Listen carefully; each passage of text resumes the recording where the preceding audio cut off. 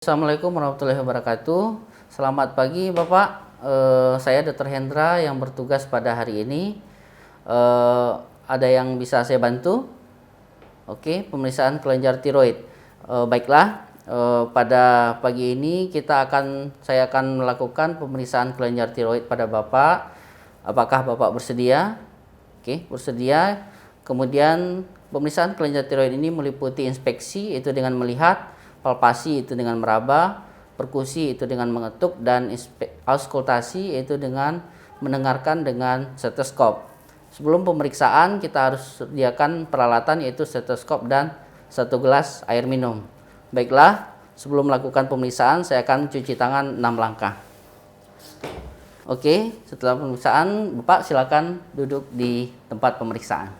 Pemeriksa itu melakukan pemeriksaan.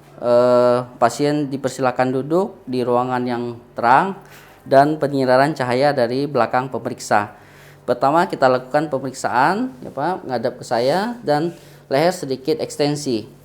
Itu yang kita identifikasi adalah kartilago dari tiroid, ini kartilago tiroid. Kemudian cincin dari krikoid, ini pada laki-laki ini jelas.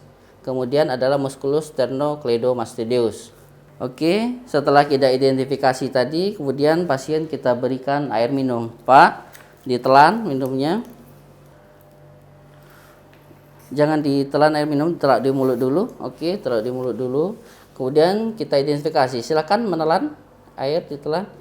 Oke, kita lihat di sini apakah terdapat gerakan dari kelenjar tiroid.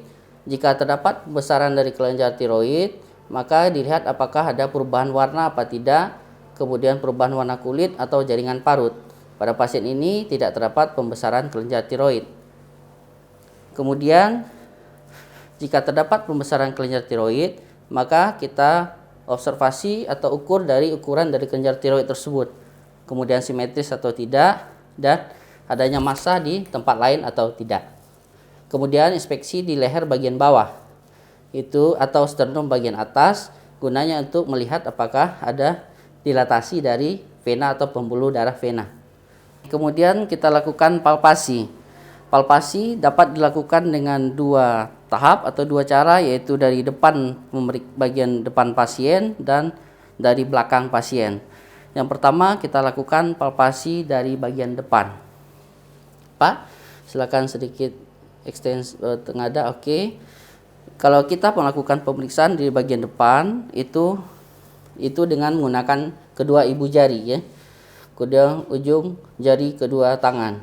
Kondisikan leher pasien agar sedikit fleksi supaya otot-otot leher tidak terlalu tegang.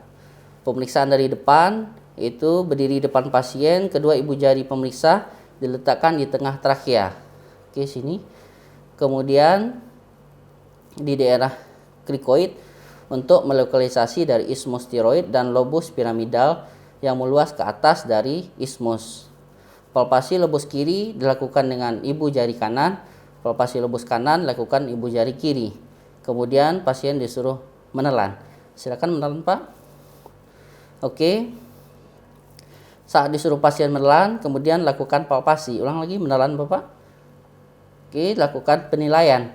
Jika ada pembesaran, dinilai ukurannya. Kemudian tekstur atau permukaan.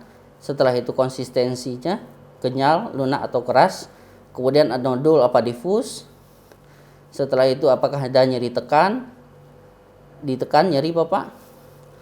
Tidak. Kemudian dilihat pergerakan kelenjar tiroid saat menelan. Silakan menelan lagi, Pak.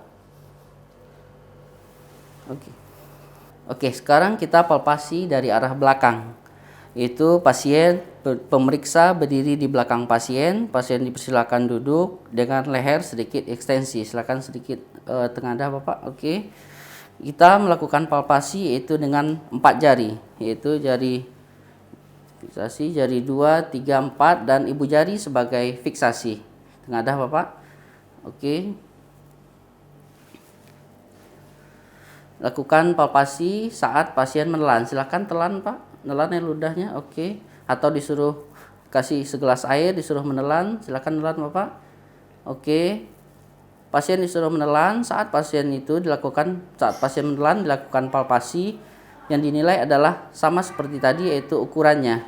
Ukuran, kemudian tekstur, kemudian konsistensinya, apakah lunak, kenyal atau keras, kemudian apakah nodusa atau difusa.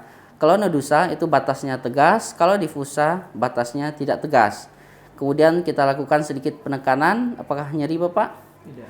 Tidak. Kemudian kita lihat pergerakan kelenjar tiroid saat nelan. Silakan nelan sekali lagi Bapak. Oke. Kemudian kita lakukan perkusi. Pada perkusi kita lakukan pasien disuruh berbaring, telentang.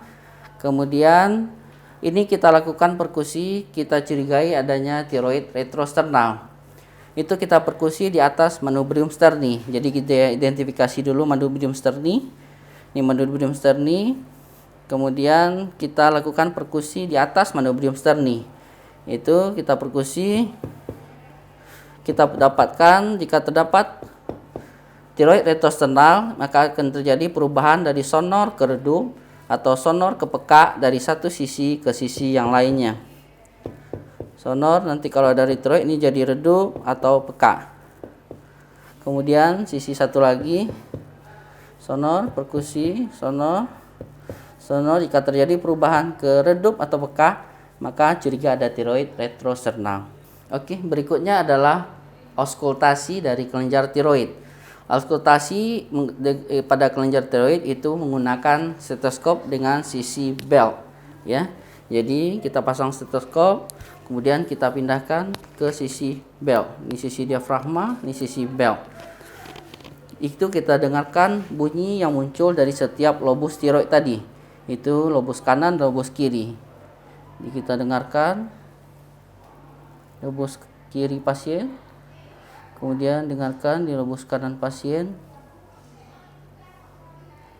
Sekali lagi di lobus kiri pasien kita dengarkan, kemudian dengarkan lobus kanan. Normalnya itu tidak ada buri. Jika ada buri itu sesuatu yang normal, kemudian catat hasil pemeriksaan. Kemudian kita telah selesai melakukan pemeriksaan kelenjar tiroid ya Bapak. Ada inspeksi, palpasi, perkusi, dan auskultasi. Hasil dari kelenjar tiroid Bapak adalah normal, tidak ada kelainan. Demikianlah simulasi dari pemeriksaan kelenjar tiroid pada pagi ini yang meliputi inspeksi, palpasi, perkusi, dan auskultasi. Mudah-mudahan dapat digunakan sebagai acuan. Terima kasih. Assalamualaikum warahmatullahi wabarakatuh.